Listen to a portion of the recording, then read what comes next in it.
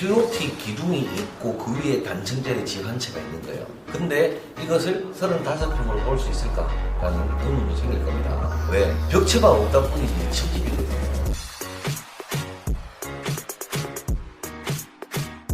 안녕하십니까.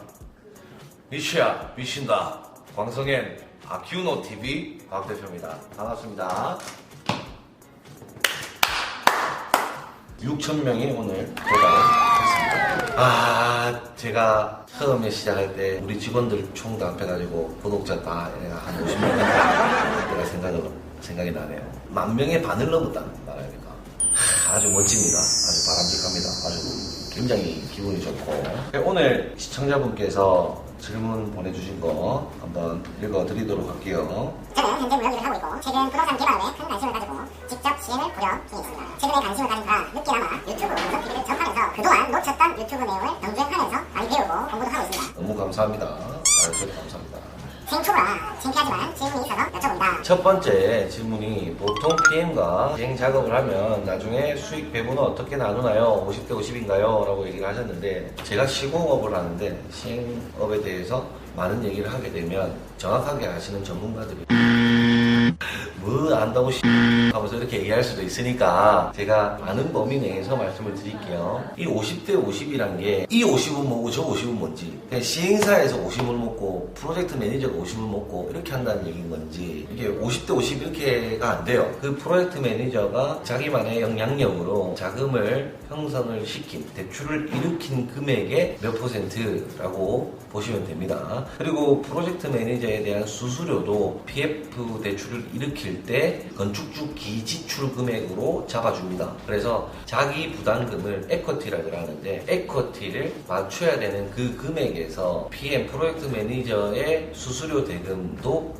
자기 부담금으로 인정을 해줍니다. 개인 사업자로 부동산 개발업 등록을 하면 법인일 때와 무엇이 다를까요? 신뢰의 문제인 것 같아요. 개인 사업자 같은 경우에는 그냥 내 이름 석자만 믿고 맡기세요. 이거밖에 안 되는 것 같고, 정확하게 회사를 설립을 해서 정확한 인원을 갖추고 회사를 운영해야지만 서로 상호간에 신뢰가 가야지 않을까. 세금 부분은 제가 세무사는 아니기 때문에 제가 말씀드릴 수는 없을 것 같아요. 부동산 개발업 등록을 하려면 상시 근무하는 전문 인력이 2명이 필수 요건이던데 급여도 만만치 않을 테고 시행을 안 하는 시기에도 등록 유지를 하려면 계속 전문 인력 2명을 채용한 상태여야 하나요? 이 물음에 대한 답변도 사실 이해가 잘 안 가요. 저는 우리 노가다에서인데 시공사인데 우리 시공하는 일이 없다고 해가지고 우리 직원들 다 빼는 건 말이 됩니까? 안 되죠.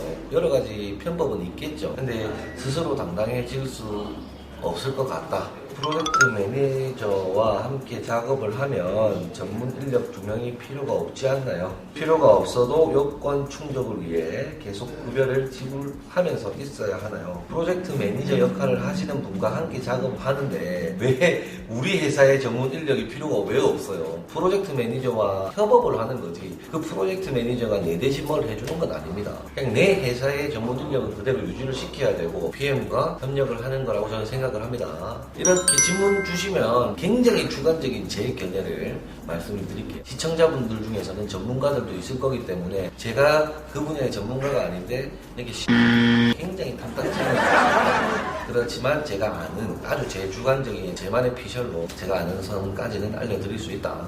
틀리면 틀리다고 또 말씀해 주세요. 일단 오늘은 35평짜리 주택을 할 건데 이 건물은 일반 단층 주택으로 볼 수가 없는 거예요. 요즘에는 허가를 받기 위해서 해당 규모에 따라 주차 대수가 정해집니다. 근데 여기는 주차를 할 수 있는 공간이 하나도 안 나오는 거예요. 자, 그렇게 해서 어쩔 수 없이 집을 붕 띄운 거예요. 필로티 기둥이 있고 그 위에 단층짜리 집 한 채가 있는 거예요. 근데 이것을 35평으로 볼 수 있을까? 라는 의문도 생길 겁니다. 왜? 벽체만 없다 뿐이지 층집이거든요.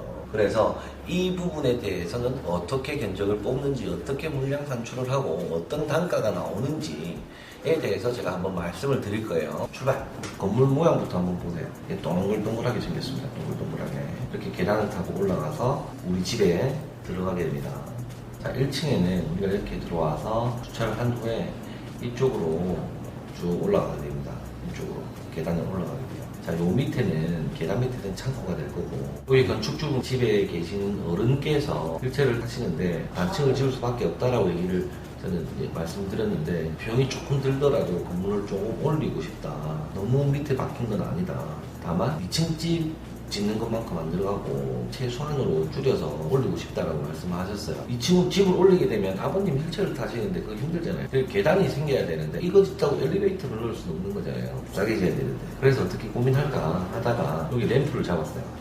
아버님께서 옆에서 누군가가 조금 밀어줘야만 거동이 가능하시다고 말씀을 하셨어요. 그래서 이렇게 돌아서 이쪽 길로 올 수 있도록 램프를 잡아놓은 거예요. 여기 밀어가지고 올라오게 되겠죠. 그래서 여기 집에 들어간다. 일반적인 사람들은 계단을 통해서 집에 올라간다라는 계획을 제초 잡았습니다. 계단을 타고 올라오신 분은 현관을 접하게 되겠죠. 현관에 들어오면 방 3개가 있는데, 건축주께서 안방에 드레스룸이나 화장실을 넣고 싶지 않다고 하셨어요. 이게 저는 안방 안에는 좀 다 들어가게끔 했으면 좋겠다라고 말씀을 드렸는데 다 따로 그냥 빼달라고 말씀을 하셨어요. 방 2, 요 자리에라도 드레스룸하고 욕실하고 같이 넣으면 좋겠냐라고 제가 설득을 했지만 그것도 안 된답니다.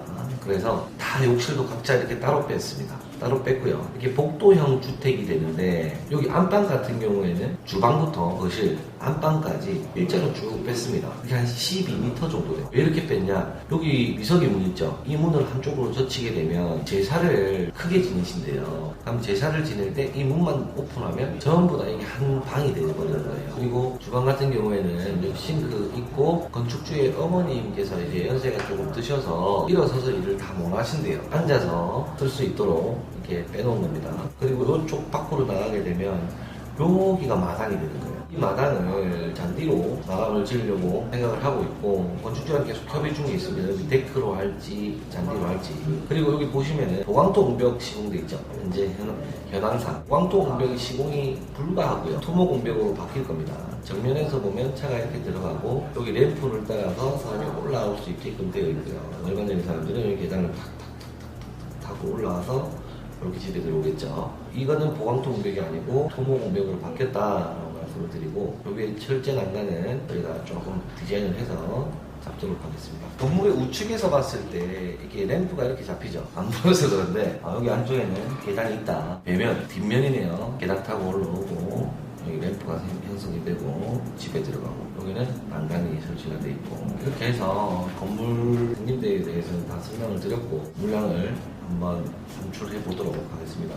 수평 투영 면적이 128회배, 연면적이 120회배라고 되어 있습니다. 1층이 주차장이고요, 2층이 주택이에요. 120.25평이고, 지금 1층도 120.25평일 거 아닙니까? 그죠?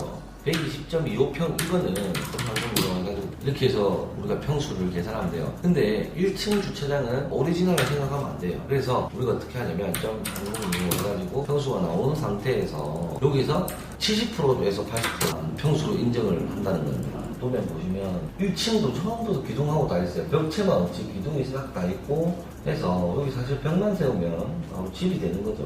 보통 벽 안 세우고 유리를 세우죠. 샤시를. 이 자리에서 샤시만 꼽으면 70평 바로 되는 건데, 70%라면 61평이 되는 거고요. 80%라면 65평이 돼요. 근데 여기 같은 경우는 제가 왜 80%까지 인정을 했냐면요, 여기 벽체가 두꺼워요. 여기 토사로 들어가는 이 벽체가 300짜리 벽체입니다. 200짜리 벽체가 아니고. 그래서 한 80%까지 인정을 받아야 된다라고 저는 생각을 했습니다. 이 건물에 대한 단가를 내기 위한 평수는 65평으로 보셔야 된다라는 겁니다. 예를 들어서 1억짜리 건물이 있어요.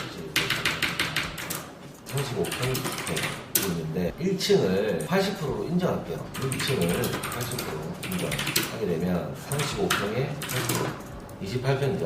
28평 플러스 35평, 93평 생각을 하고 1억, 잠깐만, 63평 단가를 정해가든지, 아니면 1억을 그냥 35평 주택이라 하고, 이런 거 필요 없이 필로티 구조의 단층짜리 집은 원래 비싸다 이렇게 가든지, 똑같은 말입니다. 왜 비싸냐라고 묻는 사람들이 있기 때문에 제가 예제 1번을 가지고 설명을 드릴게요. 이렇게 생각하면 왜 비싸냐, 필로티 뭐 그냥 기둥밖에 없는데 기둥만 세우고 위에 집 짓는 건데 왜 비싸냐 라고 하시는 분들이 간혹 있습니다. 그래서 2번의 예제는 배제를 시키고 1번만 가지고 제가 설명을 드릴게요. 1층 주차장 짓는데도 돈이 제법 많이 들어간다 말씀을 드리는 거고요. 예우표 단풍을 한 개에 대목 광고를 심어라. 대목 광고를 잡아놨고요. 건축 면적, 층마다 면적 다 적었습니다. 여기서 적은 거는 다 노란색 표현할게요. 우수계, 오수용량 산출. 이게 어떻게 정하냐면 찍어보면 돼요. 6.6, 10.6 이런 식으로 다 찍어서 계산한 게 79m 파이프 개수. 파이프가 한 개당 4m예요. 그러면 79m 나누기 4m면 개수가 바로 나오죠. 연결, 파이프와 파이프끼리 연결하는 연결 소켓. 이쪽에 보면 45도를 써서 꺾어내린 후에 여기서 T로 연결하죠. 그래서 한 개 한 개. 여유분을 사실 좀 많이 둡니다. PVC 배관 자체에서는 한 개만 딱 준비해 갔다가 없으면 또 사러 가야 되죠. 우수매놀이 지금 여기 하나 있어요. 필수로 적혀 있는 게 상부 철제 뚜껑, 1피형 뚜껑 상부 오수 표기라고 되어 있어요. 자, 여기 오수 표기로 하시면 됩니다. 노란 색깔은 생활하수, 세면대나 싱크대에서 나오는 오수, 생활오수관 같은 경우에는 쭉 내려와서 간이 친전조에 연결이 됐다가 간이 친전조에서 오수바지로 탁 물립니다. 그렇게 해서 같이 시매널로 연결이 돼요. 초록 색깔은 오수배관이에요. 변기에서 나오는 물은 전부 다 쭉 해가지고 오수바지에 거쳤다가 시갈로에 연결이 되고요. 옥상에 있는 우수의 경우에는 대진의 자연배수라고 적혀있죠. 이 우수관은 쭉 해서 시매널에 연결되어 있습니다. 그렇게 해서 우수배관 길이와 그에 따른 소모품들 다 적어놨습니다. 자, 그러면 저는 X. 자, 다 끝났습니다. 실내 여기 마감표 있죠. 여기 모든 내용들은 그대로 여기 마감표로 옮겨 적습니다. 실내 마감표를 왜 따로 빼가지고 정리를 하냐면 여기는 면적은 안 나와 있잖아요. 그죠? 맨날 얘기합니다. 여기 면적이 안 나와 있어요. 해배수를 다 빼요. 이렇게 빼는 이유가 나중에 굉장히 물량 반출할 때 편해요. 도면 보고 안 해도 되고 이 표만 보고 바로 가능하게 됩니다. 지상층의 해배는 벽체를 보고 다 이거 하나 뺍니다. 한 개만 예를 좀 들어 드릴게요. 한 개만 보여드리면 되게 어려운 벽체잖아요. 이 벽체를 쭉 뺍니다. 벽의 특성을 보면 길이가 바로 나오죠. 44 나누기 22 곱하기 4.4 높이가 4.4m거든요. 그래서 96.8이 되는 거예요. 여기 루베가 곱해져 있죠. 왜 루베가 있냐면 콘크리트 물량 산출할 때 굉장히 편할 거 아닙니까? 벽체 두께가 300이에요. 300 곱하면은 루베수가 바로 나오죠. 자, 이런 식으로 벽체는 물량을 계산하면 됩니다. 2층은 어떻게 하느냐? 똑같아요. 2층 카피 해가지고 그리고 다 지워요. 다 지운 다음에 벽체를 따면 돼요. 요것보다 더 좋은 게 있다. 자, 2층 구조들 찾아서 카피본을 빼서 여기서 다 지우란 말이에요. 이런 식으로 다 지워가지고 이 벽체만 나오는 거를 폴리선으로 따서 물량을 계산을 하면 바로 이렇게 뿡 나옵니다. 바닥 면적은 굉장히 쉬워요. 바닥 면적 뽑는 거는 평면도 가가지고 이 파리치 해가지고 중심선에서 쭉 뽑아요. 그럼 바닥선 면적 바로 나오죠. 3.96 해배 정확하게 바로 나오잖아요. 안방 한번 볼까요? 안방 파리치 해가지고 각을 잡고 쫙 뺐어요. 13.44 나오죠. 그리고 혹시 한번 볼게요. 바닥면 5.76 바닥과 천장은 굉장히 쉽습니다. 그래서 물량을 산출해내면 되는 겁니다. 그리고 기타 부분이 있어요. 기타 부분이 뭐냐면 1층 바닥은 샌딩으로 마무리한다. 1층 볼게요. 바닥 샌딩 있죠. 비노출 방수. 자, 우레탄 노출 방수 있죠. 2층에. 자, 2층에는 백단열재 있죠. 백단열재. 백단열재 벽체. 그 다음에 스타코 마감, 창호를 제외한 나머지 평수, 그리고 외부 수전이 2개가 있어요. 일일이 도면에 있는 모든 내용들 다 적으면 돼요. 이것도 옥상은 백방이 있고요. 있고, 우배몰탈, 와이메시 가락이 있고, 우레탄 비노출, 우레탄 있죠. 자, 옥상 도면도 끝났고.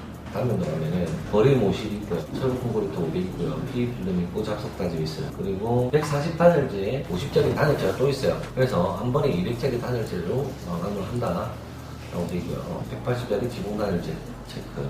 계단이죠, 계단. 이 계단의 물량을 우리가 산정을 해야 되겠죠. 계단도 똑같아요. 이렇게 모양을 쭉 그대로 같이 따가지고 계단도 해외 수준에 돼요. 나와있죠. 체크해놨습니다. 유리 일단 인면도로 가세요. 인면도 가서 파리치 해가지고 보여드릴게요. 예제를 됐죠? 그대로 숫자 적으면 됩니다. 3, 4, 8, 5, 그리고 이거 1, 1, 2, 0 그대로 똑같죠? 체크하면 돼요. 풀면 철제도화도 있고 유리도 있죠. 몇 탭에 나오는지만 보면 돼요. 209999 237830 237830 598372 그대로. 28190, 2810 그대로 똑같죠? 외부 물량을 산정할 때 어떤 식으로 산정을 하냐면 그 외부 면적을 이렇게 끊어요. 끊어서 빼가지고 옵니다. 이 면적이 전부 다 외장이 붙는 부분이 아니잖아요. 7987 그리고 611 공산 그 밑에 796 그 밑에 6796 0148 이게 면적이란 말이에요. 전체 면적. 이것도 곱해볼게요. 총 면적이 몇 회배가 나오냐면요. 이 정도의 회배수가 형성이 된다는 거예요. 외부 면적이. 근데 이게 전부 다 외장재가 들어가는 게 아니잖아요. 그죠? 그럼 뭐가 빠지냐? 창문이 빠집니다. 창문 쪽에. 이 면적에서는 창문 면적, 이 면적을 빼는 거예요. 외장재의 면적이고, 유리 면적이에요. 그래서 외장재의 합이 익은 거라고. 자, 이렇게 정리하면 되고요. 그러면 오늘 쭉 다 정리가 됐어요. 제가 여기 적어놨습니다. 싱크대 가구가 별도, 가스레인지 별도, 에어컨 2대 서비스, 배관 설치, 보일러 본배기 추가 시에 별도가 뜬다. 그리고 내가 우리 직원들한테 요청한 부분들이 실내기 위치를 바꾸자. 샤워도 이거 말고 딴 걸로 바꾸자. 사다리가 하나 있어야 될 것 같다. 1층 바닥이 수성 페인트가 되면 안 되고 샌딩으로 마감을 하자. 양기 커버는 좀 좋은 걸로 가자. 오픈 트렌치 상세가 필요하고 난간 상세가 필요하다. 창 주변에 금속 테두리를 해서 눈썹을 하나 만들어주자. 통기관 설치에 대한 상세도 필요하고 등분도 설치를 해야 되겠다. 도면에 반영이 안 돼 있더라. 뒷도로에 대한 턱 그리고 올라간다 그랬죠. 교체를. 근데 거기에 턱이 하나 있어야 돼요. 그거에 대한 도면이 없다. 그리고 건축주가 요청한 게 석고랑 페인트로 마감을 저는 하려고 했는데 SMC로 마감을 해달라고 저한테 얘기를 했고요. 그리고 현관 및 주문 처마에 대한 상세도가 필요하다라고 제가 우리 직원들한테 요청을 했습니다. 자, 이제 뭐 남았습니까? 가장 중요한 구조가 남았습니다. 구조. 슬라브부터 한번 볼게요. 바닥 한번 보면은 바닥을 제가 어떻게 잘랐냐면 이렇게 잘랐습니다. 일본 면적. 이 바닥 면적에 대한 물량을 그냥 단출하면 되는데요. 19mm에 200 간격으로 상하부, 탑앤 바텀, 여기도 상부분도 19mm에 200 간격의 탑앤 바텀이 생겼어요. 12.6m 그리고 간격 200에 줄수. 근데 여기는 보면 한, 둘, 셋, 네 개. 이것만 하면 되는데 8개가 있죠. 제가 구획을 나눠서 그렇습니다. 두 구획으로 나눴죠. 이 구획이 1번 구획이고 이 구획이 기초의 2번 구획이다. 그래서 물량이 이렇게 산정이 되죠.